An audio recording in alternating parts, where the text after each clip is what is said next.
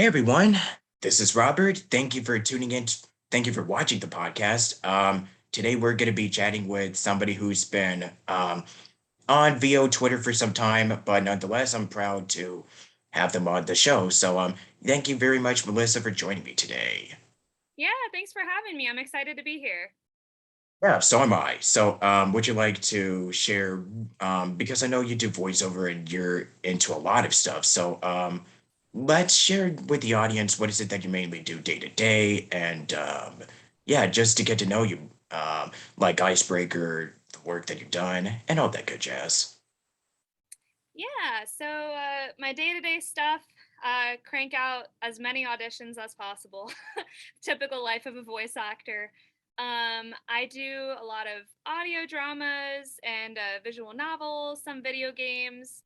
I can't share most of the titles yet, but I was just in a visual novel that just came out called Patchwork Ego. Go check it out. It's amazing. Everybody did such hard work on it. So, yeah, I do a lot of that stuff. I need to get better at marketing. I know that's a big part of voiceover that I'm really bad at right now.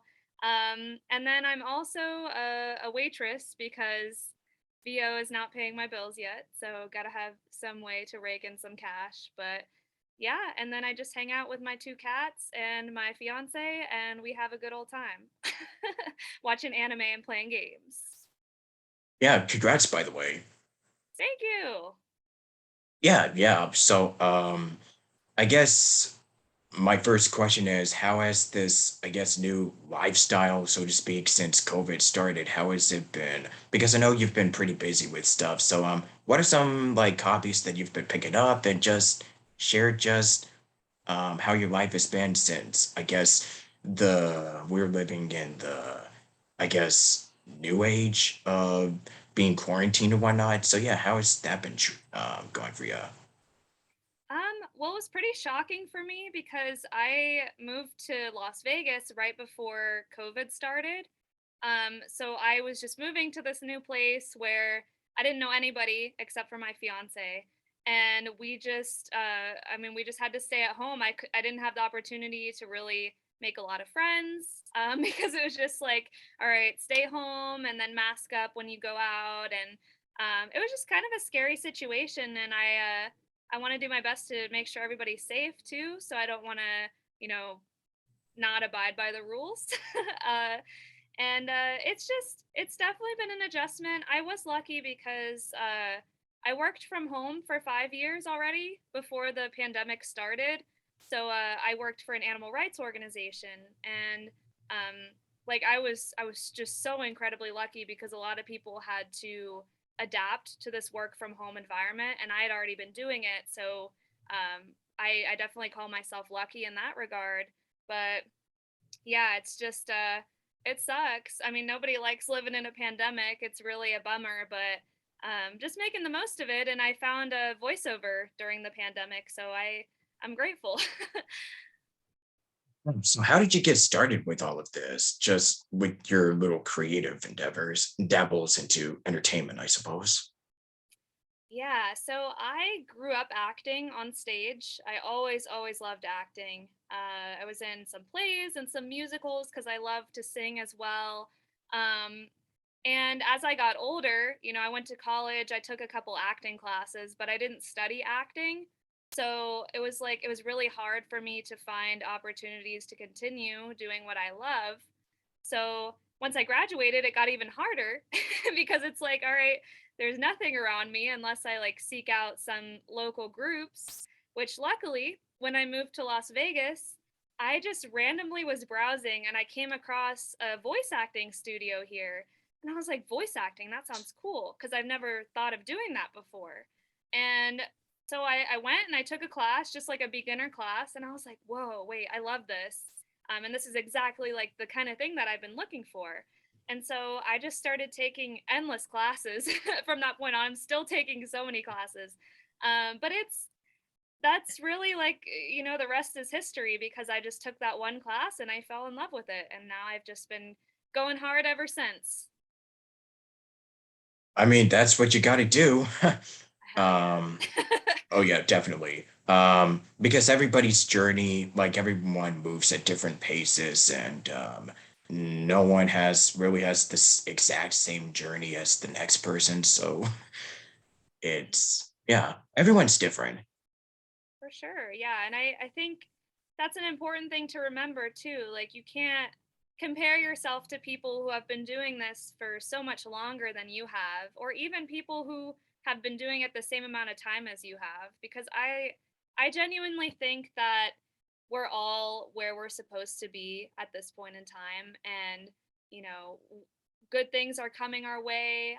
Just, be grateful for all the opportunities you're getting, even the ones where, you get to audition for something. Like, that's amazing. You get to be that character for a few minutes and just, I don't know, pretend.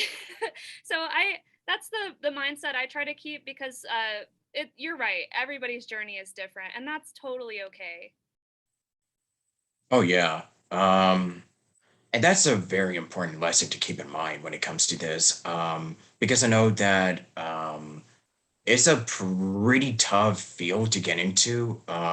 So with the right amount of persistence and the genuine love and care for what you do, it takes, like I said, everyone's moves at different paces. It can take years, months, who knows, before you really start, I guess, making it big, which I don't know.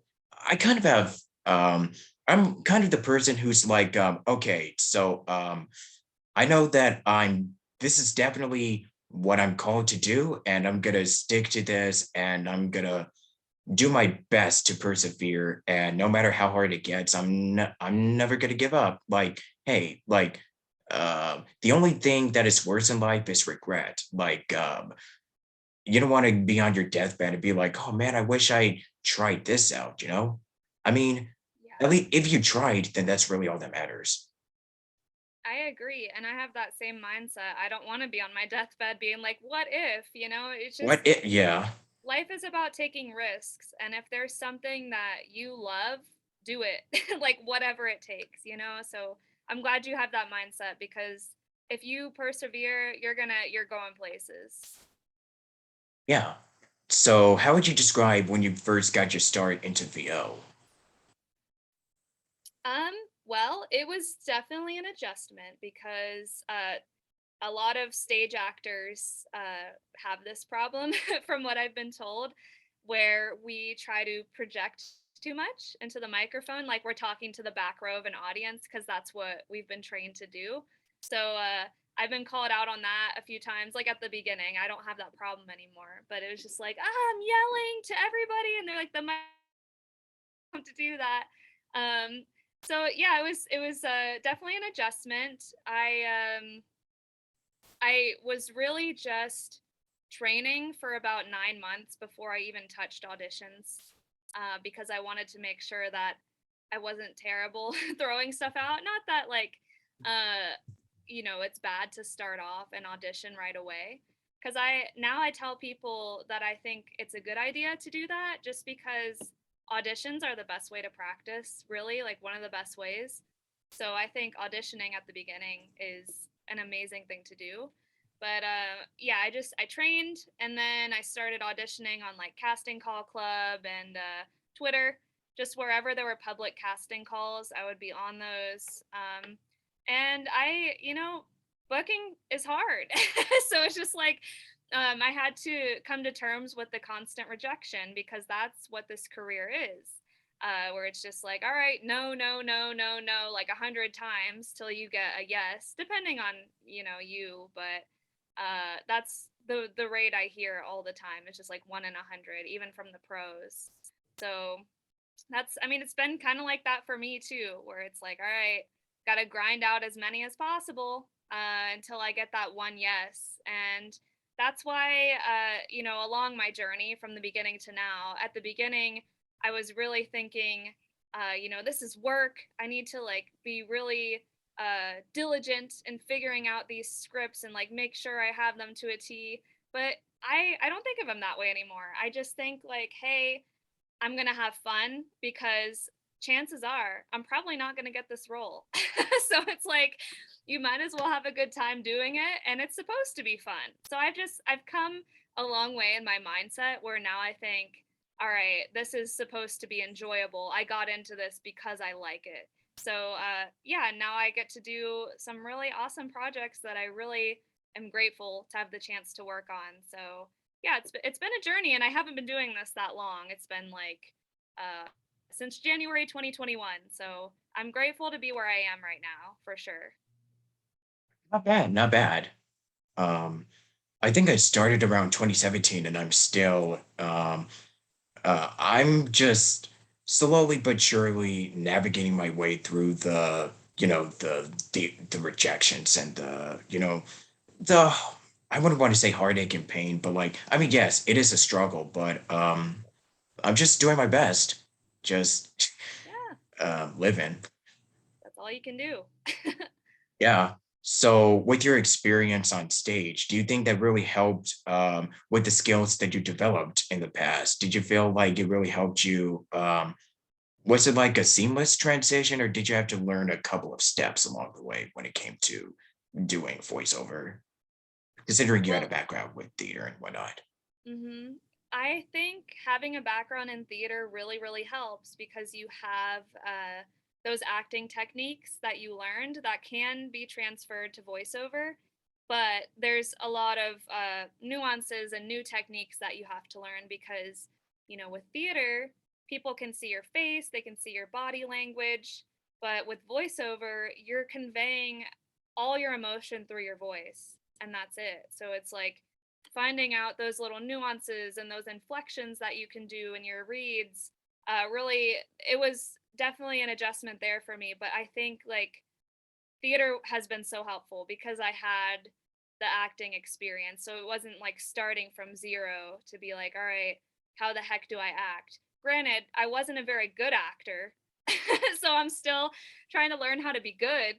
um but it's definitely nice to have that foundation. Oh yeah, for sure.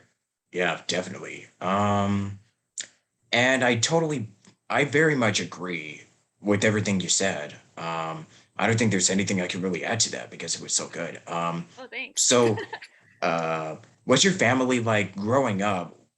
Did you have like a supportive group that was like totally behind you pursuing what you want to do in life? Uh, no. I always wanted to be an actor, but my parents were like, "No, you can't do that because it's I mean, it's a risky business to get into. It's not stable. There's no like, you know, consistent finances that you're getting from acting in a way that's like, if you work a 9 to 5, you're getting the same paycheck every 2 weeks." Um, but they were just looking out for me. Like, thinking back now, I was so bitter when I was a young adult and I wanted to grow up and be an actor. But they were just trying to protect me because it is scary. And I studied psychology, and that is also a scary thing to do because unless you get a master's in psychology, there's not a whole lot you can do with your bachelor's. But I think of it, instead of being like, oh, what a waste of a degree, because I don't use it for my profession. I think of it like, this is really cool because I was a counselor for a while, and I got to experience so many people's different emotions and struggles. And I think I can pull from the clients that I had to put them in my characters, because I see a character and sometimes I'm like, oh, that's like this client that I had. And it really helps me. But now my parents are very supportive of voice acting. But I mean, I think that's because I have a partner who makes a lot more money than me, so I still have stability. I'm not like on my own just roughing it and seeing what happens. So they want that security for me, and I mean, that's like every parent, I feel like. They're just like, please don't end up in a ditch somewhere. Please be safe. So yeah, I'm grateful now because they're supportive of me. Yeah. I usually ask, did you honestly expect to be getting a lot of work? But I've asked that like constantly on the podcast. So instead, I'm gonna ask, So if you imagine doing anything else, like it doesn't have to be specifically BO in life, would you still be like um anywhere near as, I don't want to even say successful, but like getting to the place where you're at? Um because you're doing VO right now. So if you were doing something else, would you expect the same amount of like, I guess, like with getting your name out there as well as you're doing right now? Um, you mean like would as many people know who I am? Is that the I question? guess, yeah, like getting your name out there and I guess, yeah. Um, like I know that a lot of people when I ask like so did you expect to be where you are, like getting as popular or anything like that, but I don't want to use those terms. But Sure. if you were doing something else, like would you expect this, would you have like the same amount of like, I guess, um like as much of a following as you are as you have right now when it comes to Twitter and social media when you're doing VO and all that other stuff that you do? No, my cat. Um, um, I no, absolutely not.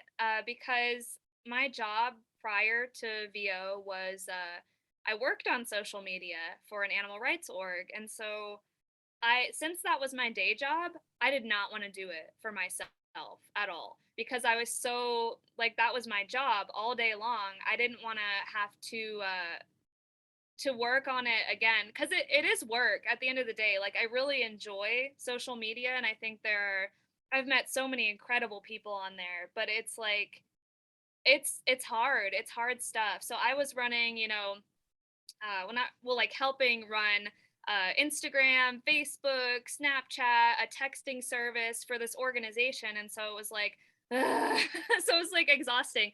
So no, I would not be as I would not be as have as much of a following as I do now because I was just too tired, man. Like, I'm just like this is my only social media. I don't have to worry about a company's social media. So yeah, no. And I also didn't care. I just my focus back then was more activism, and so I would go to protests and stuff, and that's like how I would get my name out there. So like some people knew who I was, but now it's yeah, I spend more time on my personal accounts. That was a very long answer. That didn't need to be that long, but Sure. So let's talk about let's just gush about media. So list your favorite everything. I know Persona is kind of like up there since you are wearing, a shirt, but like any of your favorite just stuff in general that you just absolutely love. Just um anything. Well, Persona 5 is my favorite, all-time favorite video game. It's actually part of what inspired me to pursue voice acting because the voice acting in it is phenomenal. And so I just was like, whoa, like I want to touch somebody in the way that these actors did with their performances because those characters, I found Persona 5 at a really hard time in my life. And it was like my thing to look forward to every day was playing this game and like feeling like I was really attached to these characters, which is like really phenomenal writing and great acting and just amazing all around. And then I also am a big anime nerd, which is another reason to be a voice actor because I would love to be an anime someday. Definitely not my end all be all because I love all types of voice acting, but I really I guess I'll list some of my favorite anime. My number one favorite is When They Cry, also known as Higurashi, and I don't you might not have heard of it, but it's a horror anime, and it's like a mystery. It's just like the most intricate, well done, like just mind fuck. Excuse my language, but that's the word that I thought of. But just like a total like what the heck is going on. And I love that. I love being lost and like having to try to figure stuff out. Um, I also really love Death Note. I know that's very mainstream, and I don't. I don't know. I feel pressure to be a hipster sometimes because I'm just like, "Ugh, people are gonna think I'm not a real fan if I like the popular ones, but they're popular for a reason, right? So Death Note is fantastic. I love all the dark stuff that comes with that, and like any like mystery or like psychological thriller. And then another one I really love is Erased. So like sticking with the dark theme here, I really love like just the world building and those like incredibly messed up anime. So yeah, I love anime, video games, media. Oh man, I don't watch enough live action TV. I'm not even gonna lie to you. I like trash TV, like 90 Day Fiance. I don't know. It's just like stupid stuff that's just like you can turn your brain off. I also love America's Next Top Model. That's like one of the things I've been watching my whole life. And like as I've gotten older, I see how like messed up the show is, and I'm like, ew, I can't believe like they got away with some of this stuff. But yeah, just trash TV, anime, and video games. My entire life in a nutshell. It's an awesome list. Thanks. I guess for my list, real quick, it would be because I've watched so much TV as a kid. I've watched like I was pretty much into all type of media, games, movies, film. That was just me, and I've just been rewatching a lot of like the the Disney, Toon Disney, like oh the Disney afternoon stuff, and that was like from the 80s, 90s. Just been watching like a lot of classic shows like Simpsons, um this one show called Tailspin from Disney, Tiny Toons, and yeah, just been watching a lot of stuff that came out from the 90s. And I've been getting into anime like the classics, Outlaw Star, Cowboy Bebop, let's see, Fully Cooley, Trigun, and there's a couple of other ones. I'm not like too big into like Dragon Ball or Sailor Moon, but I do also enjoy those as well. I'm kind of more old school, in case you couldn't tell. I haven't really been keeping up with a lot of recent shows because one, I kind of try to find the time to actually watch them, and two, I just haven't really been keeping up because, yeah, either due to lack of interest or due to time. So, and it kind of sucks. That's one of the downsides to being a working actor.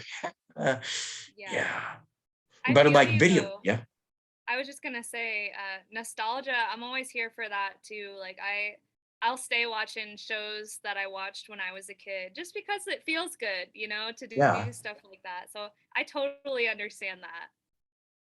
yeah. And video games, I love the Nintendo stuff. I just showed you. I don't know if you can see. Like I have a collection back there. I don't think you can really see very well, but like Pikachu, Mario, Smash Bros. I've been playing a lot of that recently. And let's see other franchises. I don't know. I don't think I've really been keeping up. I don't think I've been really playing a lot of other. I'd love to get into like Persona and Danganronpa. Yeah, those games. Yes. I played. Okay, I will. Kingdom Hearts. I'd love to start playing that again. It's been ages. And I think that's about it. Yeah. Um, so who are some of the people that you look up to? Like anybody in your personal life, VAs, anybody who comes to mind? Well, one of my best friends, I really look up to her because she's very happy-go-lucky and very positive, and I definitely try to be the same. I mean, as an actor, I think we're all like prone to negative thoughts and imposter syndrome and all that crap, which is exactly what it is. It's crap. Um, but I really want to be like just this person that's like has this infectious energy and positivity and just happiness. And then my other good friend, he's also voice actor, Aaron Porter. Follow him. I'm just giving him a shout out on here, but he really inspires me every day because he works really really hard, and he's been booking some amazing gigs and I'm just so proud of him because we came from, a similar place like to start off, and it's just been really cool to see him grow, and I hope to grow in a similar way where I can start booking some awesome stuff. I have already, but just like continue to frequently book and just better myself and my skills. And then as far as like big name voice actors I look up to, Erica Harlacher is a big one, Jeremy Lee and Robbie Damon. Those are just a few, just because every performance I've seen from them has moved me in some way, because I think that they just knock it out of the park every time, and I aspire to do exactly that someday when I'm, not new and like, my performance is not that great.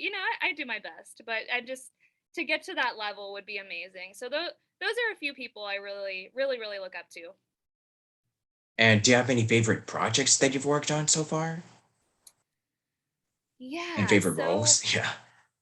yeah, I am a part of this horror audio drama that's not released yet, but I play two different lead characters, and I love all things horror, because I just think I love being scared. I'm just like it's so fun for me to just be like in this, awful situation and like trying to like make your way out of it and get through it. I'm not gonna say the name yet just to be safe because I don't know if they would want me to say anything. But yeah, I'll definitely be promoting that on my Twitter when it's out because it sounds amazing too. Like the sound designer is fantastic, the writing's fantastic, the whole team just does such a good job on it, and I really like my work in what I promoted earlier, Patchwork Ego, because I got to be what the creators call a Eldritch cinnamon roll, and she's like this really cute character who like has no social skills and just offers sweets and hot chocolate at inappropriate times, and I'm like, I relate to this more than I would like to, but yeah, those are, I don't know, I like everything I work on. Like even, there's this parody channel that I work on, Slick Goku.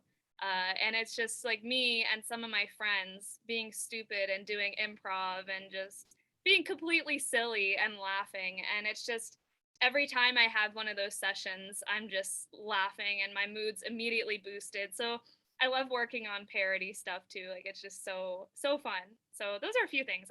I love everything I've worked on. Just full disclosure here. I love everything, but those are just a few of many things that I love. Nice. And as far as when it comes to dealing with because like you said, the imposter syndrome is very much real. When it comes to dealing with the negative mindsets, like the self-doubt and whatnot. I mean, it's different for everyone, but what is your best piece of advice when it comes to uh tackling whenever, these negative thoughts are just kind of planted into your mind? Like, if you have the best piece of advice for like, I don't know, self-care, like whatever, feel free to share. And because I know that people out there would certainly love some positivity right now. Yeah. So, if anybody watching this follows me on Twitter, you'll know I post a lot of positivity, and all of that positivity, pretty well, I want to say like 90%, stems from negative thoughts that I've had because that's my defense against them. Is just like I have this negative thought, and I catch it, and I'm like, oh, like this is awful. How can I turn this around and make it a positive thing or like a positive message toward myself and other people? Because that's like, if you can catch yourself having these thoughts and be like, no, you're wrong. That's like a big thing. Like, that's gonna change your life. And also, this is kind of a weird thing, but I sometimes I'll treat the thoughts in my head like they're a little kid, and like a little kid who doesn't know any better than to say mean things. And I sympathize with those thoughts, and I'm like, oh, like I'll kind of chuckle at them, be like, it's okay, like you didn't know any better, but here's like how it really is, like kind of like I'm teaching and nurturing a child. I don't know why that helps me so much, but thinking of it that way really helps. And then just self-care, like please put stuff in your schedule like at least once a week. At least. I try to do like one little thing every day. But just like write it down, be like, I'm going to take a bubble bath. I'm going to go for a walk. I'm going to do a workout. Whatever it is that you enjoy or what like makes you feel better, write it down and hold yourself accountable because like I know for me if I'll be like I'm going to do this today and I don't write it down, I don't do it. So I always have like a calendar of things like that I enjoy that I'm going to do, and that helps tremendously just keeping yourself on track. So just make time for those little things because they really are important. Your mental health is so important. So take care of yourself and do whatever it is you need to do uh to get to that point. My cats are wild in here. Uh, no worries. And for social media, pros and cons. Oh man, I have such a love-hate relationship with social media because I think the way it's designed to make us feel like crap. Because you're scrolling, scrolling, scrolling, and it's a highlight reel. At the end of the day, like most people, well, I mean, I see this sometimes, but for the most part, people are posting about their wins. And when you see that over and over and over again in your brain, it's like, oh, like they're all winning and I'm losing. You know, like it's kind of the way that the way that social media is, it kind of forces your brain to take it in that way. And so you have to be really mindful. I always I don't even scroll that much anymore because I'm just like I'm going to scroll and I'm going to feel like crap. Like I'll scroll for like I'll give myself 5 minutes and I'll be like, "Okay, I want to see what's at the top of my feed and congratulate these people or like send supportive messages out to people." But for the most part, I just post on my page and then interact with people that way because I found that that's healthier for me.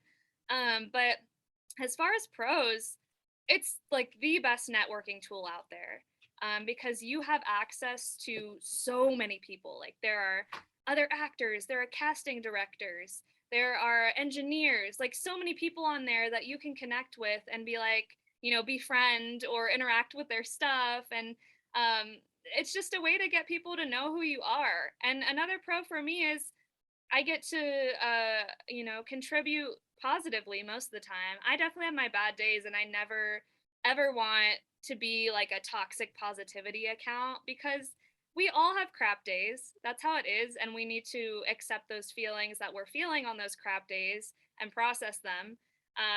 But I just like to be able to contribute positively and be like, hey, you're awesome.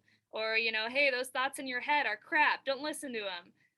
So I really like being able to contribute in a way that so many people have told me has helped them, and that makes me feel good too because that's my purpose. I want to help other people. So um, yeah, I think mental health wise, social media is shit. Just a lack of a better word. I don't know. I've been saying crap too much. I need to switch it up. But it's just, oh man, I hate what it does to people's mental health. It's just not. It's so not good for you. But as far as like moving your career along, it's a really great tool to do that because you get to meet so many people. Yeah. So, is there anything else that you want to talk about, like upcoming work or projects that you're excited for? Um, I don't think I can. Yeah. I'm under NDA for quite a few things, but I am working on some cool stuff that I will promote as soon as I can. Um, but yeah, I've just been taking so many classes, been working with as many people as possible, and doing as many auditions as possible. So that's my life right now. But I will definitely promote stuff once I have stuff to promote. Yeah. Any last piece of advice to anybody who wants to do this, or to just do anything that they have their heart set or they have desires to do? You know. Do it. Like absolutely, man. Like it like we were saying earlier, if you don't do it now, then when? And you're going to regret it in the end because you're going to be like, oh, I really loved that thing and I wish I gave myself the chance to do it. And, if you're in a place where you can financially dedicate more time to what you love doing, do it because what have you got to lose? Like for me, I say this from a place of privilege because I have financial support and I am lucky to have that. But I was working full time and I was like, I don't like this. It's like sucking the joy out of my life because I was doing a job that I didn't like. And I think even this is just a general piece of advice. If you're in a full-time job that you don't like, get out because you're spending at least 40 hours every week on this job and that's most of your life, so you need to find another full-time job if that's what you're kind of trying to stick with, and find something that you actually enjoy. Don't be afraid to switch career paths because some of them, like, yeah, you need to have different experience, but you need to look out for yourself first and foremost. Just be like, all right, this is this isn't working for me, and accept that and be like, it's okay. I tried, I did my best. Don't feel like a failure for switching things up because at the end of the day, you're going to be happier and your happiness is what matters. So just go for what you love, follow your dreams. It's really worth it, and it's scary and it's not the safe option, and you might be afraid to fail, but guess what? You're going to be happier even if you do fail because you're doing something that you actually enjoy. So, and ramble. Cool. No, couldn't agree more. So you could just share your social media if there's nothing else that you can share because I'm ready. But yeah, socials. Yeah, so you can follow me on Twitter at it's Melissa White. The it's is in there because Melissa White's too common of a name. And also it's the same one on Instagram, but I don't post on there, so or not often. So Twitter is like the main place to find me. So yeah, and then my website is melissa-white.com. You can see my demo and my about me and fun stuff on there. So yeah, cool. That's it, I guess. Yeah. And do you have like any parting farewells or goodbyes or anything of the sort? um, I thanks for watching, and I don't know who's going to be watching this, but if you're watching this, thanks for tuning in, and I hope something I said resonated with you or was helpful to you because I really want to be a source of a light or positivity for somebody or multiple people, and yeah, that's what I'm here for. Feel free to DM me on Twitter if you have any questions about me or voice acting or whatever. If you just want to say hi, do that. Um, but yeah, I think that's it. Thank you for watching. Thank you for having me, Robert. This was so fun. I loved being on here, so appreciate it. No problem. And this will be up later, if not today, then definitely tomorrow or the end of, or at least later this week. So thank you for watching and stick around for more episodes. I am Robert Jackson, signing out for today. And until then, good night, folks. Bye, peace, whichever time zone you're in, and I am out of here. Bye. Bye. Whoosh!